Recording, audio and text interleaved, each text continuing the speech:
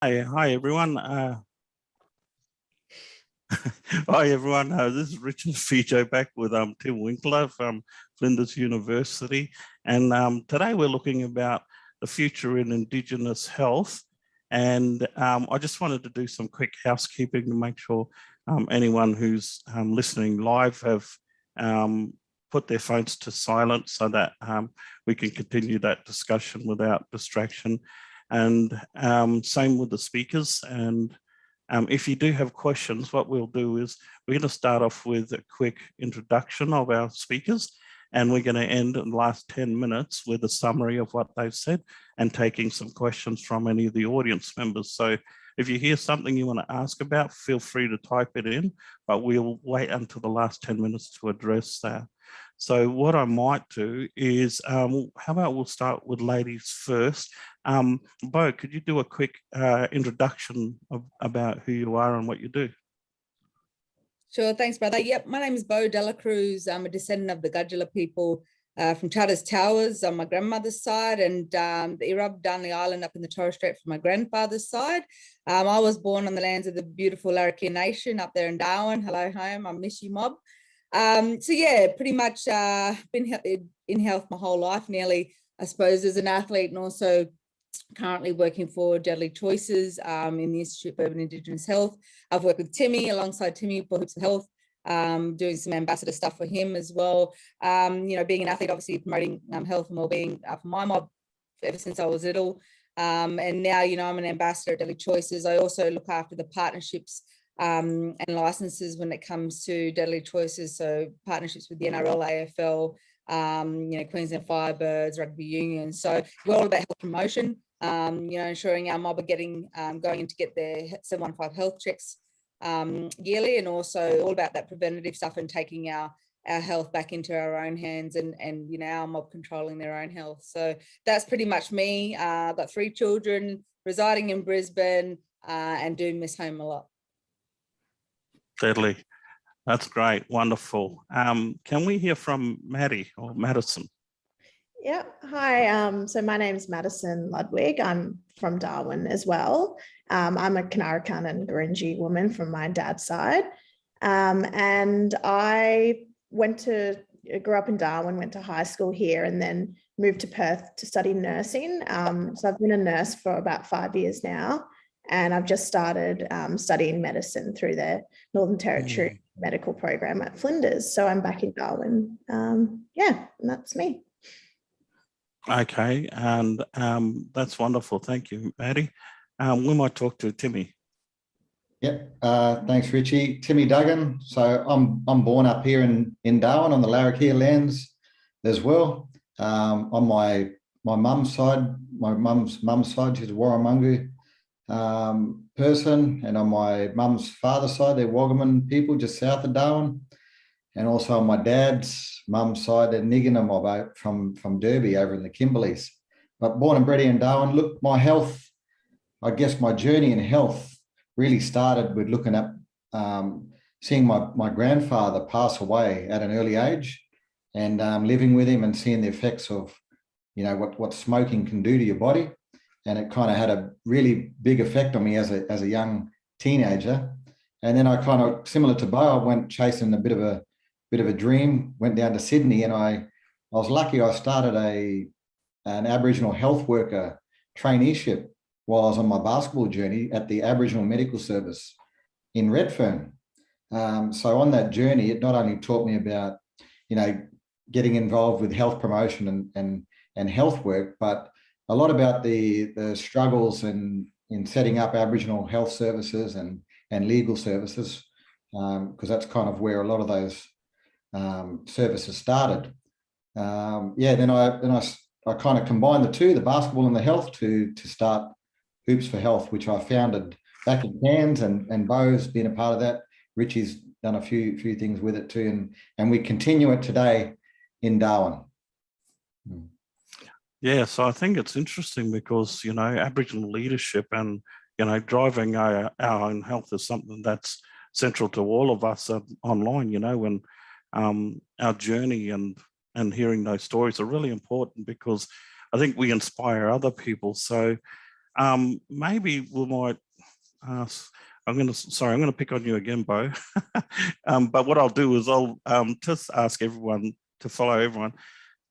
What I'll do to start is I should take a step back and say we do have another speaker coming online, Nikita O'Sullivan. She's currently got a tour. She's running with some of the school children, and she said that she'll be joining us shortly. So question for Bo, and I'll ask everyone, is there are a lot of careers in addition to becoming a doctor. What are the type of careers do you think it's important that other people can have as options as Aboriginal people? Yeah, I think it's really important that we do have those options, as a lot of our mob are affected by numerous different health issues. So it's really important that we look at health across the board, not just, I want to become a doctor and that's it. If that's what you want to do, that's perfect. That's amazing. But obviously, there's a lot of other career pathways in terms of health that you can take. Myself and Timmy know a lot about health promotion stuff that we love to do. Getting our mob into health services, just to start that conversation around health, is really important. So you've got health promotion, you've got tackling Indigenous smoking, you've got TIS workers, Aboriginal health workers, as Timmy did as a young fella there in Sydney, with his basketball career. You've got the hearing, you've got ears, eyes, ENT, all that type of stuff. So it's really important that our mob get across the board, and so it's culturally safe and culturally appropriate for when our mob do go in and get their health checks. It's really, really important. It's not, being a doctor is great. I've got a best friend that actually lives up in Darwin. That's a gynecologist obstetrician, that deals with babies and women's health. Kiana Adams, or Kiana, and like, she's been someone that's inspired me for a long, long time.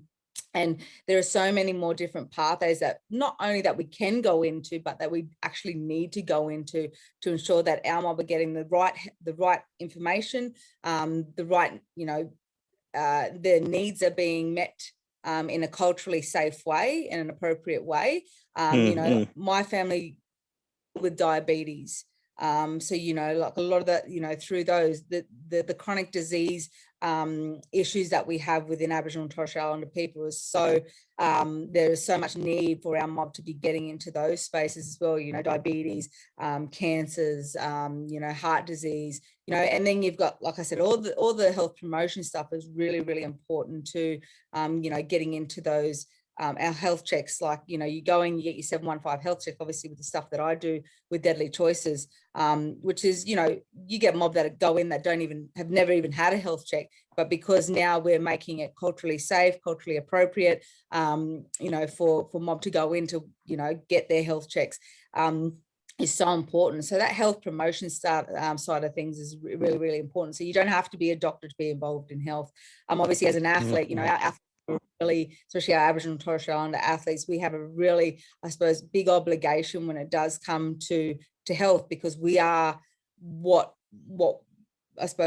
health is all about. We like to keep ourselves not only physically healthy, but mentally healthy. Our mental health is really important as well, brother. And we see that with a lot of the injustices of the past and what's happened, because of colonization. We see a lot of I suppose that intergenerational trauma, so mental health. So it's across the board. It's not just becoming a doctor. Anything that you're involved in, administration, whatever, is so important when it comes to our mob and our health. Awesome. Timmy, while we're talking about sports, I'll throw you the same type of question, but maybe you can give us a perspective from the Hoops for Health background.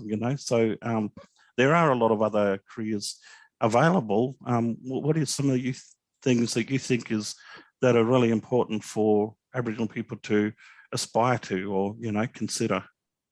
Yeah, I guess the key words that, and just flowing on what Bo was saying, she used the word there, culturally safe. Our health services. So within that, that opens up. These health services should have the whole gamut of staff, not just doctors, but from the reception to our boards, to the people that govern, right through to our health workers and allied health services throughout the service. So there's this whole lot of careers that are available to ensure that the services are culturally safe for our people, and looking at it that way. In terms of Hoops for Health, look, it comes from a health promotion style background. It's much more than just a basketball program, is what we say. We say it's a lifestyle program. So they just happen to come, that we just happen to use basketball as the vehicle. And I use my my learnings from the Aboriginal Health Service in Redfern, but also when I moved to play professionally up in Cairns through the Wu Chopper and Health Service there, and also being involved with Danila Dilber in Darwin. So using the resources that these health services have and the staff to impart knowledge within our programs as well. And it just so happens we use basketball. So look, many careers, as Bo mentioned, there's many careers in health, and it's sad, but it is an industry. So there's always going to be jobs in health. People are always sick, right? So there's always jobs in health, and look, there's lots of programs out there trying to encourage our young ones to pursue a career path. I was lucky, and I think I'm going off track with the question, but I was lucky to sit on the panel, to the interview panel, to select some doctors with Flinders last 2 years, and I found that extremely inspiring to hear the stories of where people have come from, and just to get their placement. I found that inspiring to be on that panel as well. So, yeah. Yeah, it's true. Health can take you in a lot of places, and even we know, the difference between having a job. You mentioned even a receptionist. The difference that makes for a person's life, and you don't have to be Aboriginal to. It's just the basics that how that can impact with you. But one of the things you also mentioned is, and I think both of you have glanced across this a little bit, is that we also have a lot to teach. So within the systems that we're working in, as Aboriginal people, we can actually create change from within to make it more user-friendly. And so with that, I'll ask Madison, is that one of the reasons that you considered taking up medicine? What inspired you? Yeah, I mean, first of all, I guess to go back and just agree with Bo and Timmy on what they've said. I think that, being a doctor or being a nurse is really great, especially as an Indigenous person. But I think all of the stuff before hospital is, a lot more important. All the health promotion and education is so valuable, and to have Indigenous people in those spaces is really important, and, stops the end of, ending up in hospital, which is what we, want to avoid. But yeah, I guess just working as a nurse, I worked mainly in renal and dialysis. So I think in Darwin, it's like 95% of our patients are Indigenous. So, and I think there's 4 or 5 Indigenous nurses working in renal in Darwin, and the patients, they just really love seeing us and having a yarn with us, and, having nurses that they could relate to. And I think that just kind of made me realize maybe I want to go on and study medicine, and maybe be able to, make a little bit more of an impact. Like I said, dialysis and hospital is just the end of the line, really. People come there, and there's so many steps before that could avoid it. And, maybe working somewhere there is a bit more meaningful. Yeah. Yeah, prevention is so important to us all, isn't it?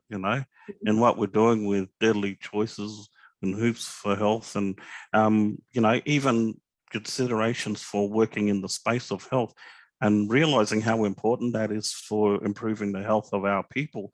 So I'm going to jump back to Tim and ask you, do you get a sense that young people want to improve Aboriginal health, and do they realize it is something that they can actually do? And yeah, look, I'll go back on my own journey again. And when I think back to like the 90s, in particular 95, when I was doing the traineeship as an Aboriginal health worker in Redfern, and they sent us to the launch of the Aboriginal deaths and Black deaths in custody, the launch of the actual document.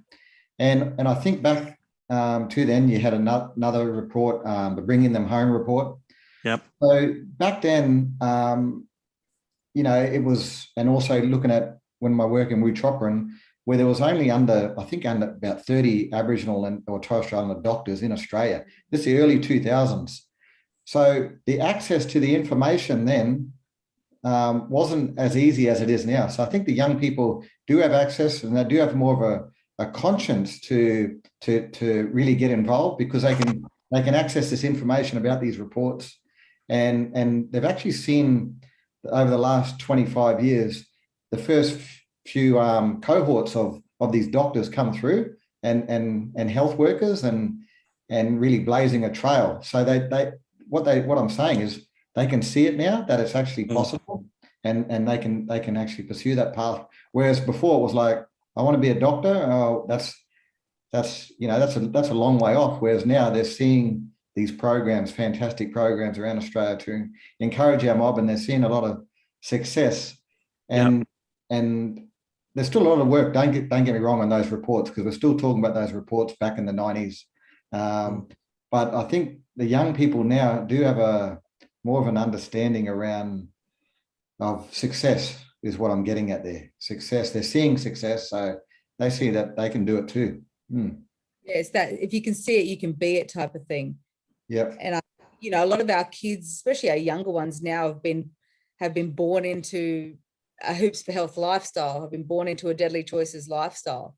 Like that's, you know, they know, go and get your health check every year, or they all know what Timmy's Hoops for Health, all that promotion is about, and what it actually we're trying to target. So a lot of our kids these days, the good thing is that they're actually being born into these programs, which is really good to see. And like, you know, you look at Maddie, someone like Maddie, you can see it, you can be it. You know, young Aboriginal girl that grew up in Darwin, you know, like, and we all know what Darwin's like. There's not a lot to do there. I love my heart. Not a lot to do there. Good on you, Maddie. So, yeah, and just pursue your dream, you know, and you know, I give, you know, massive credit to those former or still doctors and nurses and ones that were, you know, blazing that trail for Aboriginal and Torres Strait Islander people to pursue those careers. So, you know, it's really important that we have those people that help form those pathways for our mob. Yeah, that's deadly. And that's so accurate, you know. We've just been joined by Nikita. Would you, you're a bit dark there, Nikita. Are you, would you like to give yourself a quick introduction? I'm Nikita O'Sullivan. I'm a teacher and careers advisor at Casuarina Senior College. And I've done a lot of work with the Clontarf and STARS programs over the last 5 years or so. All right. So some of the questions I've asked already is about journey. So for you, what just pointed you in the direction of working with Clontarf and, you know, and high school? You're a teacher. Yeah. So a lot of that is just passion around education being very important. And obviously with Clontarf and STARS, trying to help those that possibly need a little bit more help in those areas, some of the students in those programs. So I really value working with those students a little bit more than maybe the mainstream who have a bit more support, or mum and dad's very familiar with education. So yeah, it's good to work with those kids and give them a bit of a leg up and a hand. Yeah, no, that's deadly. So I think the question I was just asking Tim was, do you get a sense that the young people want to improve Aboriginal health and they realise it's something that you do? You're working in the high school. What do you see?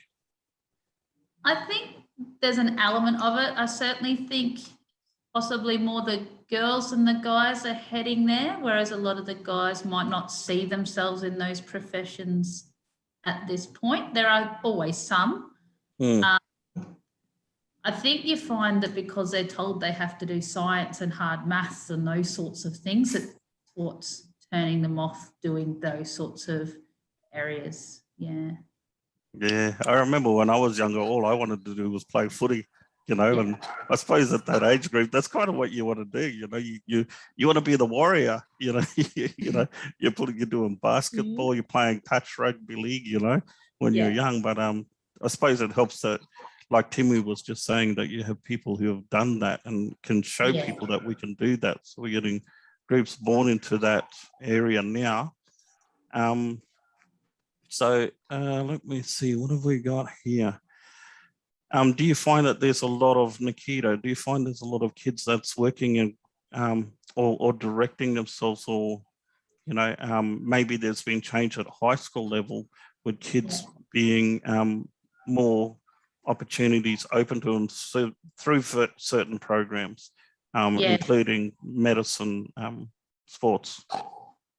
Yeah, so certainly with the Clontarf and STARS programs in the school, I think they really help. We're one of the few schools that actually have classes purely for STARS and Clontarf, so we make employment a really big focus. We try to take them around to a range of different places so that they understand what jobs are out there, what traineeships are out there, and all of those sorts of things. So they've been to Menzies and they know what they're about. And they've been, that's why I was late. We've just been to NLC to see all the work they do there and what jobs are available. So yeah, we try to expose them to the range of things. And so it's not just my uncle's a mechanic, I'm going to be a mechanic. They get to see what opportunities are out there. Well, I remember I actually passed year 12. I was one of the few that managed to pass year 12. But when I went to university, they was actually saying to me, you know, when I was undecided what I wanted to do, and they said, "Oh, you'd make a great PE teacher." Did any of you guys get that experience, like when you went to university? I see, Bo, you're nodding. You want to tell us about that? I don't know about when I went to university, but I suppose with all my sporting background, you know, running like the Girls Academy program up there at Palmerston back in the day, yeah, a lot of people try to push me into that, I suppose, that pathway of going into teaching, whereas, yeah, it wasn't for me. You know, obviously my husband's a PE teacher, so I see what he goes through every day. But yeah, it was sort of, I was more around, as you can tell, I'm focused heavily on health promotion and looking after my own mob, and you know, educating them around, you know, Aboriginal and Torres Strait Islander health and you know, what that entails. But yeah, like big ups to PE teachers. I love teachers. They're educating us. But I'll leave that to them. I love what I do. What about you, Maddie? Did you get any kind of push or sway, or how did you come to get into where you are now, studying medicine? Well, actually, my mum's a PE teacher. Oh, there you go. Everyone's not a PE teacher. So I definitely never wanted to be a teacher. But I think when I was like in, you know, year 11 and 12, I always liked the health subjects and science subjects. So I knew I wanted to do something related to health. And then when I went to university, I actually didn't know, and I just enrolled in a generic like health science degree.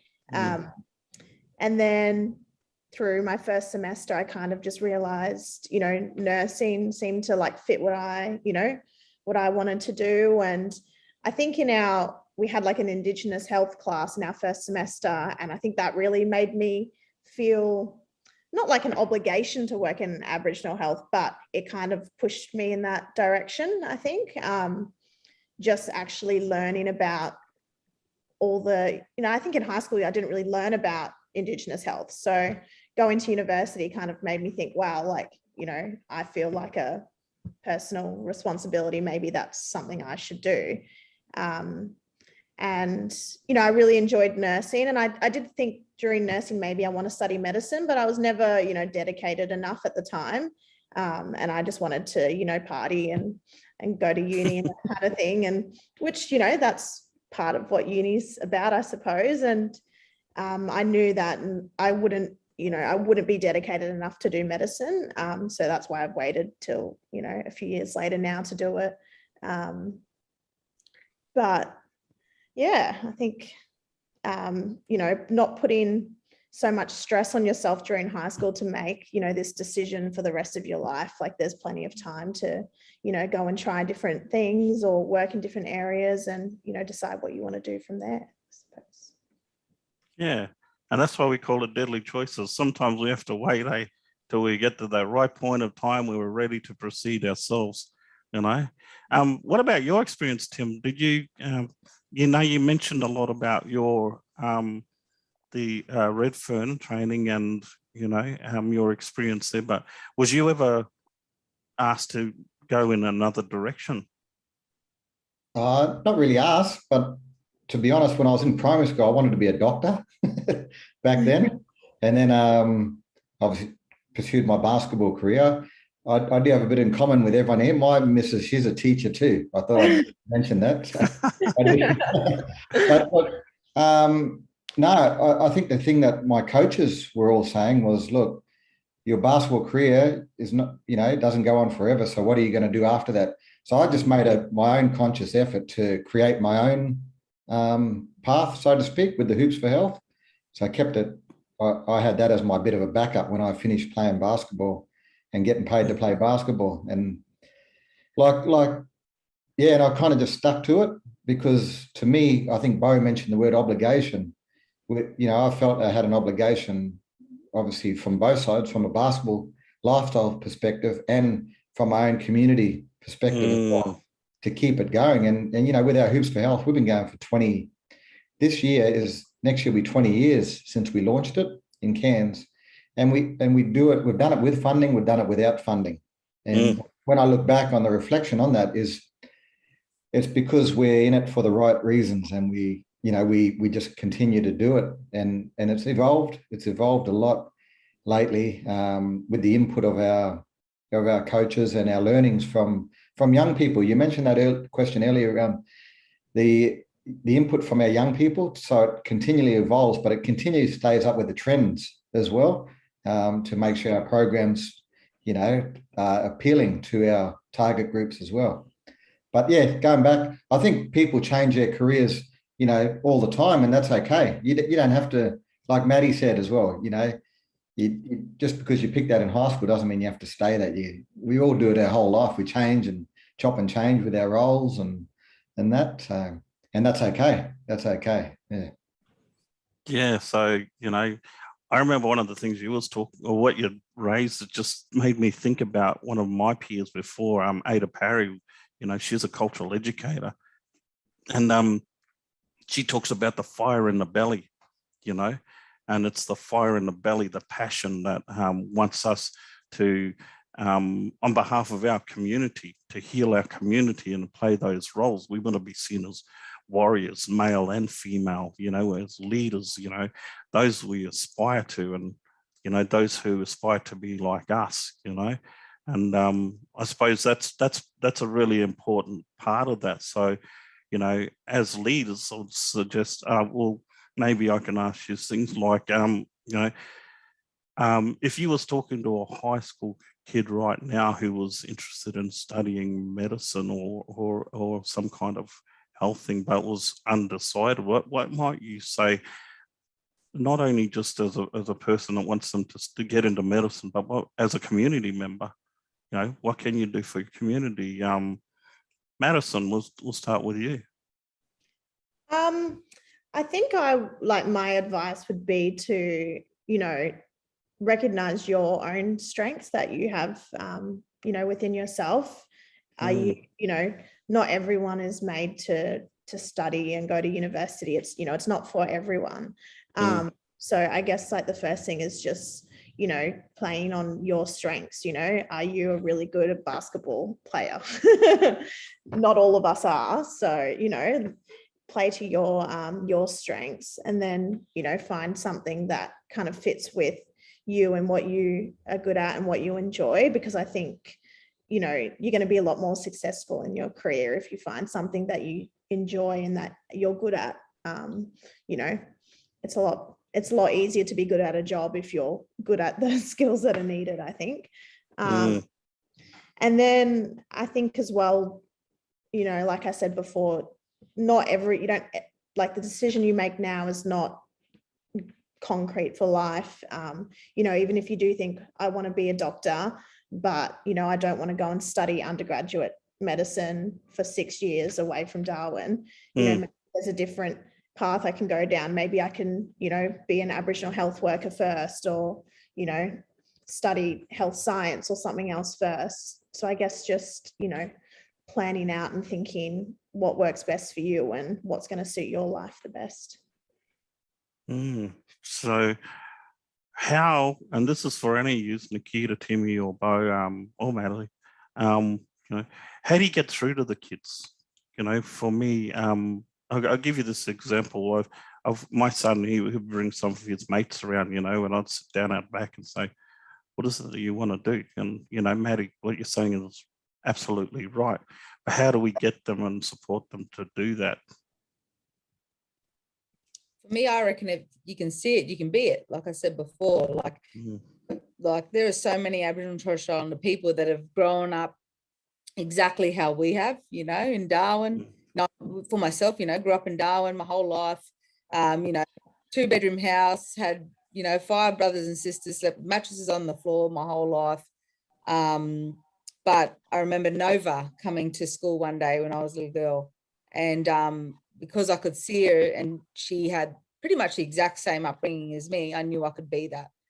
And so for me, it's all about that promotion and actually being realistic around that. You can actually, comparing yourself to the way I grew up or the way Timmy grew up or yourself, Rich, really important that we're talking that right, having that right conversations with kids and saying that it is achievable.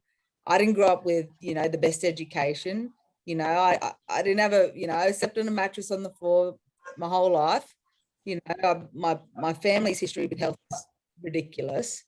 You know what I mean? So I think, being actually realistic, those right people having the conversations with the kids, you've got to be passionate about what you do.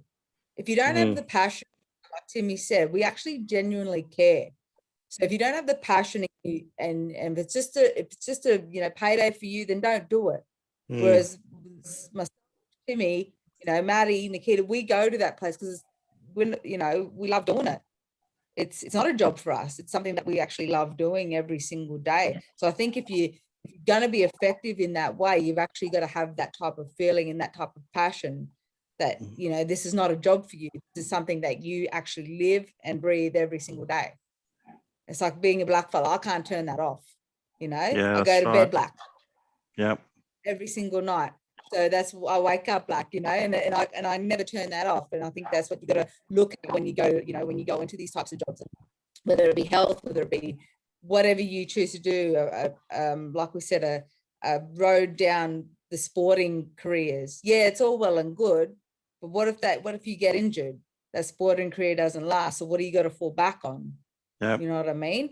And because health is such a huge need for our mob, and if that's where you're comfortable, is working with your own people, don't limit yourself just to working with, being a change just for Aboriginal and Torres Strait Islander people. You can be that national change. You know what I mean? You can be that national change for every kid out there. So I think, if you can see it, you can be it, and you just got to have the passion to actually want to do it, and that's what it comes down to at the end of the day, pretty much. Yeah. So Timmy, you do a lot of leadership stuff. So how do you support that passion? How do you encourage that?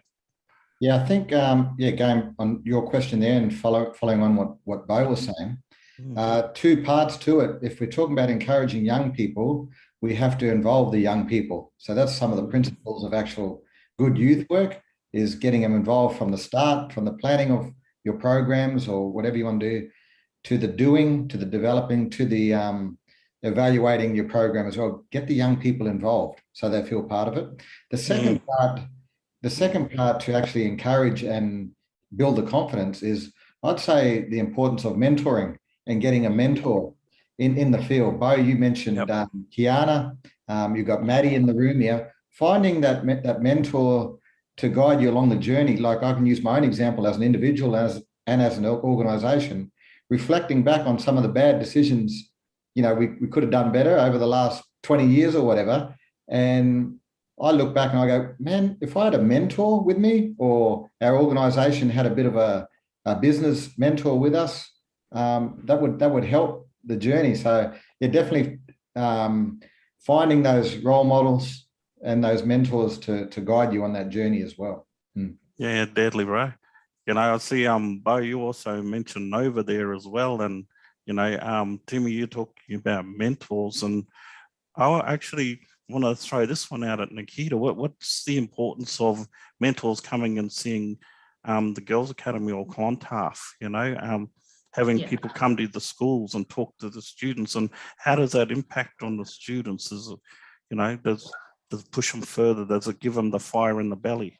Yeah, and what I was saying before earlier about getting them in, you actually have to present to them on multiple occasions. So what I'm trying to do is get the students worksite visits, get them people into the classroom for a chat. We've started doing like a careers expo, so Flinders has been coming along to that. So when you put them in front of them, your mindset's different in year 10 to year 11 to year 12. So just trying to, and also showing them, if you're talking about health, you don't just have to be a doctor or a nurse. There's like 50 other professions there, and there's different levels of study, and you can always go back. So letting them know that that's always there, and some start off points, or these are where you'd go, because they may never come back to see me after their 3 years here. So just putting as much information in front of them and as many people in front of them where they say, oh, okay, my auntie's done this, or this person's a Aboriginal doctor and this is how they found it. Yeah, so I know the first group I had, I taught for 3 years, and those boys, none of them wanted university. They went down to a university. 4 of them ended up at university the following year. So I think also making some really good pathway programs, like some of the universities, like they've done with the law up here as well. That sort of stuff might really help get students into, you know, that 2-week, here's some skills, here's some of your mob, this is where the campus is. So I know certainly working with the girls this year, they won't go into a room if their mates aren't there. Like, so that's really a bit of a barrier. So having some mob around and people, mentors that they know, that they're comfortable with, that understand them and their people and what they might be facing that's a bit different. That's helpful. Yeah. You remind me of the first time I went to Nightcliff High School. You walk into the classroom and you look where all the black people are and you go sit with them, you know. Yeah.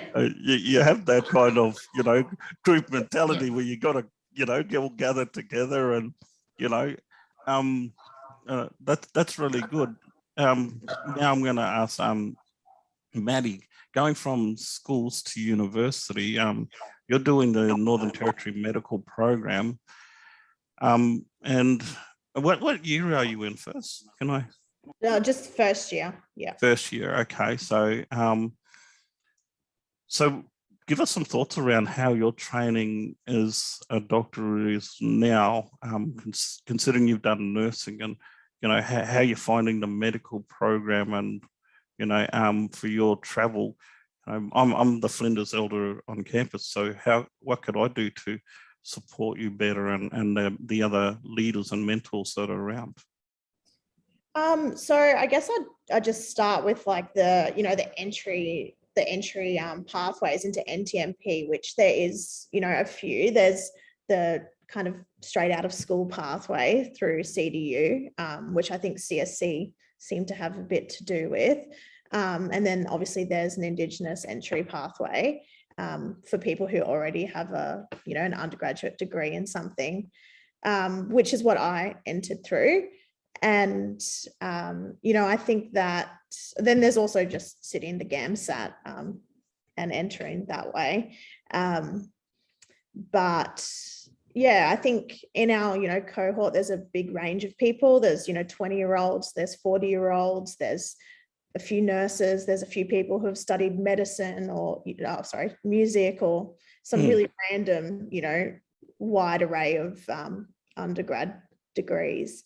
And I think studying a little bit later in life is really good, having some life experience, working in health, figuring out, even just who you are as a person and how you want to, work as a professional, and, what you see yourself doing is really valuable. So I think, like I said before, it's no rush to get into medicine. It's not, you don't have to do it straight out of high school. You don't have to, be in it, it's not a race. There's plenty of time to study it. And I think in terms of studying in the non-territory, it's really good because it's such a small group. And, within that group, all the Indigenous students have, a social network and catch up. And as well with Indigenous doctors at the hospital already, we all have a Facebook group and we all catch up for dinners and, have a page where we can talk to each other or ask questions, which is really good for that mentoring kind of relationship. Although it's not a formal mentor relationship, we have those people there to talk to and seek guidance from, and, just have a chat, have a yarn, whatever it is. We've got that good little community. So yeah, it's a really a good place to study medicine, and it's really well supported. So yeah, it's really good. Yeah. So it'd be interesting because I'd actually like to, I'd like to say, well, I imagine that, in that community that, I'm a stand-up comedian, so, I can invite you guys to come along to see some comedy sometime or something as social to find balance, because education can often be heavy, but if you're going out as a group, that's really important. Hey, you feel that you belong somewhere and a part of that, and you also have the supports around you, not only by the other students, but the leaders that are in this interview, by elders like myself. So I think we're starting to head towards the final track now. I'll throw a question out for all of you, and I'm going to divert away from my questions, but how do you think, and then I'm going to open this up, is how do you think we can generate change in improving the numbers of people going to university, particularly Aboriginal and Torres Strait Islander kids? And what I mean is, can we, like, you're in the system, Madison. So as an Aboriginal person, do you think that, and what are the things that you can provide feedback to through education, from an internal position? How do we improve our health services? How do we improve what's being taught in curriculum, through those type of feedback? I think that, overall, just having more Indigenous people involved in university, like from a, academic, from a working there point of view, is really helpful. And I know at Flinders, there's quite a few people getting around, which is really good. And I think, I've had a pretty positive experience in terms of support, with, financial stuff, with AB study or bursaries and stuff like that. I feel like Flinders is really good and supportive in that way, which is great because it takes a lot of burden off. Finance is a big barrier, I think, for a lot of people wanting to study. And so I've found that, Flinders and I guess the government in terms of AB study has been really good and supportive in that sense. And I think as well, giving students access to, study spaces or things that they may need, like laptops and stuff, is really valuable because, not everyone in high school or whatnot has access or, the financial availability for things like laptops and iPads and all these things where, learning resources are now.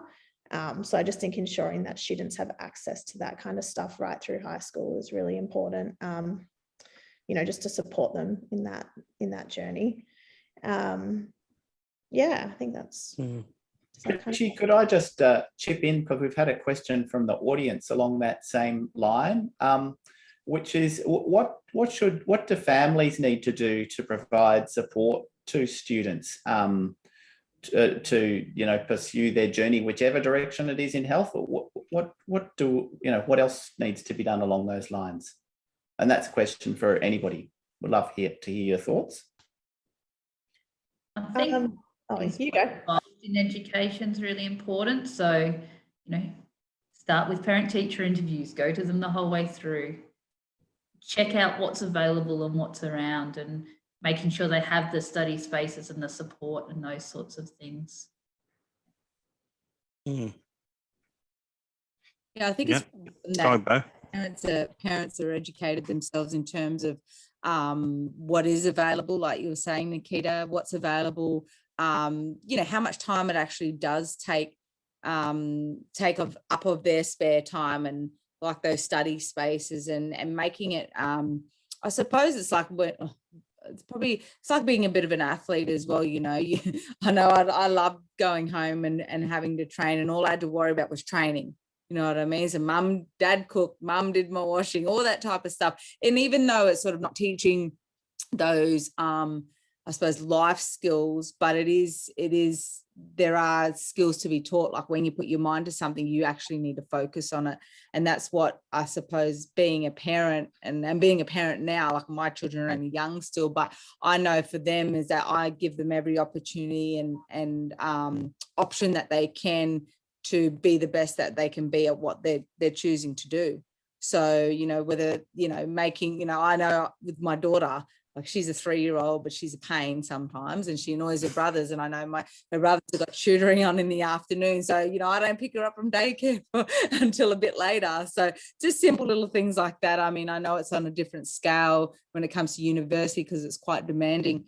But yeah, I suppose just making that everything a lot easier for your child to be able to be successful at what they're choosing to do is, you know, I know, and yourself, you know, Richard, Timmy, you'll know, like Shannon, you know, the Motlop boys, I remember them trying to make AFL, and their parents upped and actually moved to wherever those guys were going, just so all they needed to focus on was AFL to, you know, to make it to the top of their sport. So I suppose when it comes to, you know, anything you wanting to encourage your children to do, you just make it as easy as possible as you can for them. That's the advice I'd give parents. That's great advice. Timmy, did you want to say anything along that? I guess I'll put my coaching hat on as well around that. There was 2 sayings. So with opportunities comes success. And what that means is, like, someone may not be playing as much, but you've seen that they've done the training and put in a bit of the hard work. So you'll throw them in the game as a coach, and then you'll be surprised. Well, you're not actually be surprised that, with that opportunity, that they'll get a bit of success out of it because you've given them that chance. The second one is, my old coach used to say, eliminate the excuses. And what he meant by that was exactly what Bo and the others have been saying, is you provide them with the resources. He used to say, look, you got the shoes, we've got the shoe sponsorship, you got the physios, you got the good stadium in Cairns and access to trainings. Now it's up to you.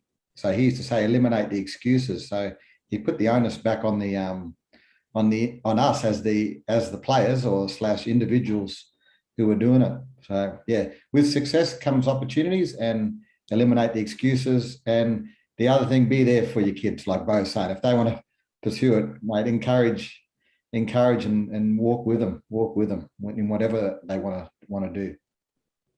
Maddie, Nikita?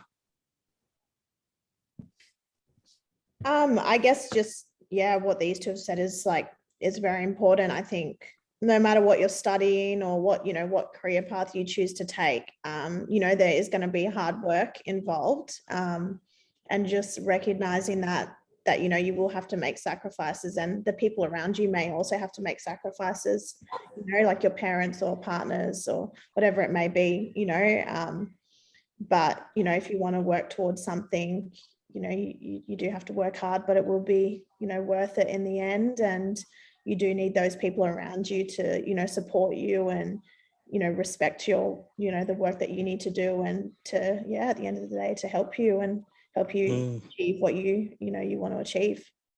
Maddie, can I just say something on that? With that word sacrifice, I think for yourself and like for the likes of myself, I didn't make a sacrifice. I made a choice. You know what I mean? And your choice was to, you know, go to university, go to school, do what you needed to do to get to where you are today. So it wasn't a sacrifice. It was a choice you made. It's the same with me. Like my friends used to go out, they'd go out, you know, to the clubs, drinking, whatever. And I chose not to go. It's not that I wanted to sacrifice so I could make the Australian team in whatever sport I chose. It was actually a choice that I made not to do that.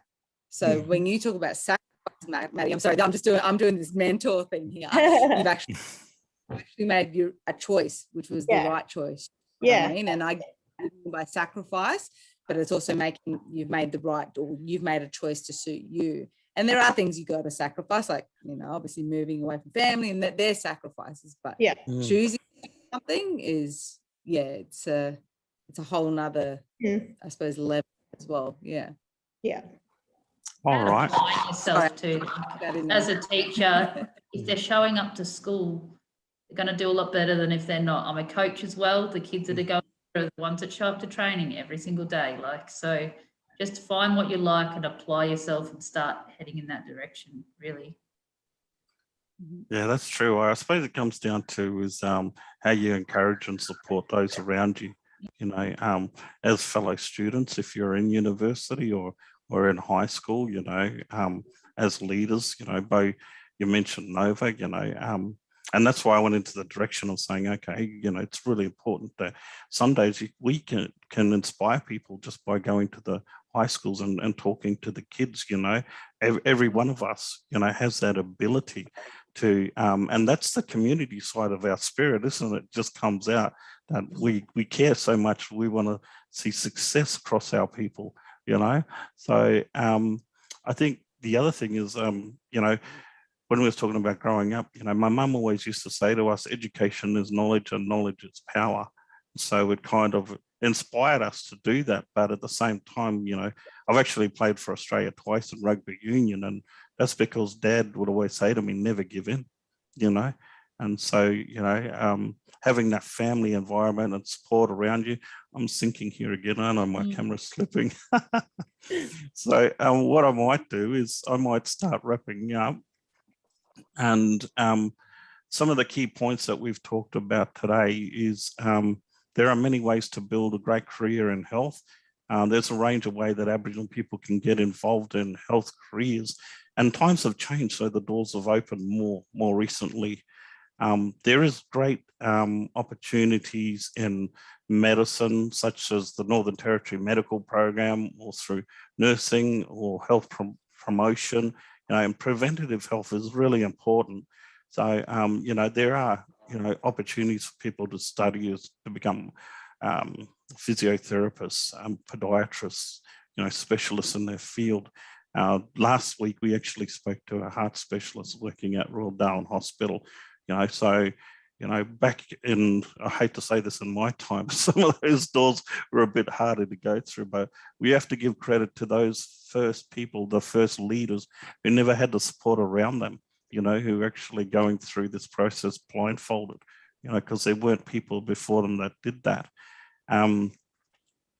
The panelists, and I'm just reading off the feedback from Tim here, the panelists felt like they had an obligation and a fire in the belly to help the community after they see the health issues faced by the families and communities.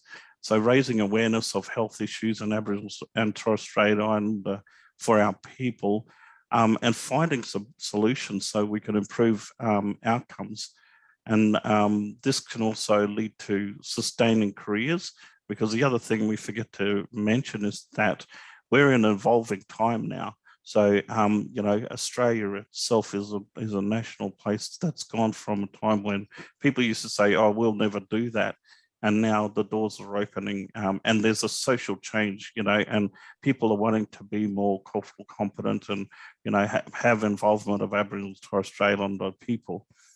There was a strong theme on role models in the early 2000s. There are only about 30 Aboriginal and Torres Strait Islander doctors, but now the cohorts are much broader, and, you know, it's those trailblazers that, you know, today's youth are actually being exposed to and believing in themselves and driving their own pathways. You know, one of my son's friends said he wants to be a mechanic. You know, there's nothing wrong with that, but he's making that choice himself, you know, and in his own way, he'll find his own leadership because he can be an inspiration to others. You know, there was a great quote, if you can see it, you can be it.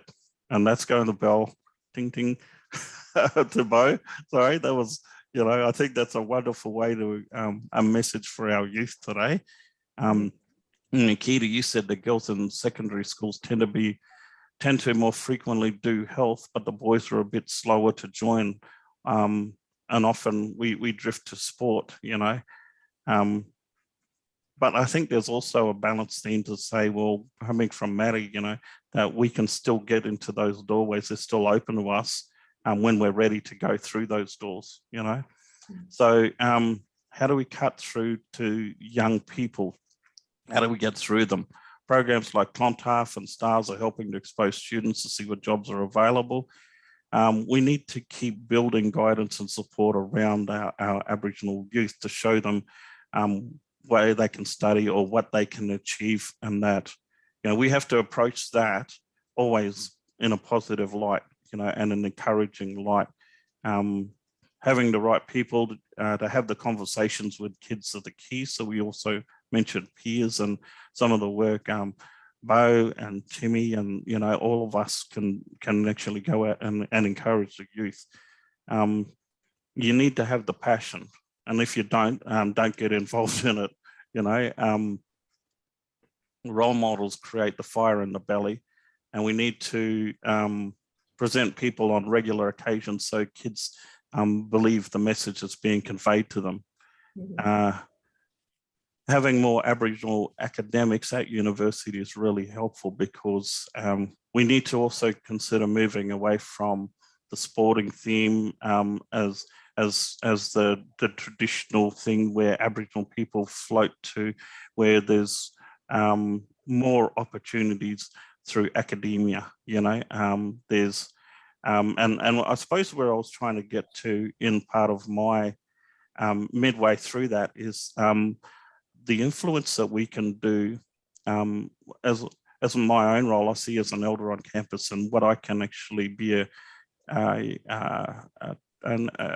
person who can create change within the courses undertaken, So being an elder on campus means the students can come and see me, but it also means that if the curriculum needs to be changed, or I can work on the reconciliation action plan, or I can work on the Indigenous workplace strategy, these things are also opportunities for us to investigate.